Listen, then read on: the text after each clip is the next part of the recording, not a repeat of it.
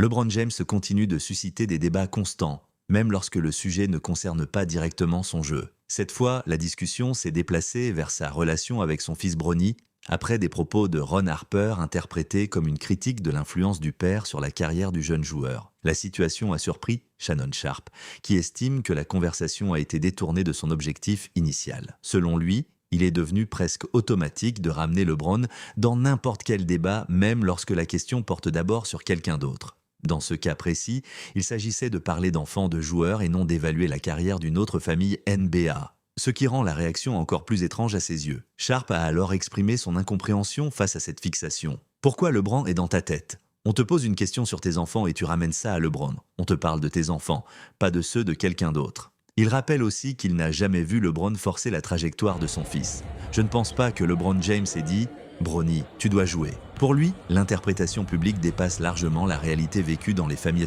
de sportifs. Une critique jugée déplacée. Sharpe insiste surtout sur la différence entre accompagner et imposer. Il explique qu'un parent peut soutenir activement un enfant talentueux sans manipuler son avenir et que réduire cette relation à une pression paternelle revient à simplifier à l'extrême un processus complexe. Selon lui, la carrière de Bronny reste d'abord celle d'un jeune joueur confronté aux mêmes évaluations sportives que les autres prospects. Le véritable responsable de la disparition du concours de dunks, c'est LeBron James.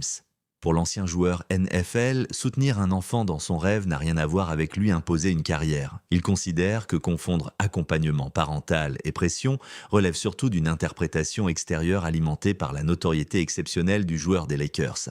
La popularité de LeBron amplifie chaque détail, même lorsqu'il s'agit d'une situation familiale relativement banale dans le sport de haut niveau. C'est précisément ce décalage qui, selon lui, crée des polémiques artificielles.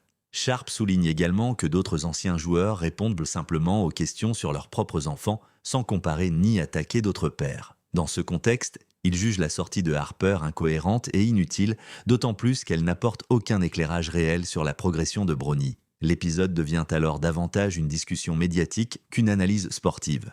Et c'est ce qu'il regrette ouvertement. Cette controverse rappelle la place unique occupée par James dans la culture basket moderne. À 41 ans, il reste un sujet permanent de discussion, qu'il s'agisse de son héritage, de ses choix sportifs ou même de sa vie familiale. Et tant que cette attention existera, chaque prise de parole autour de lui continuera de déclencher des débats disproportionnés.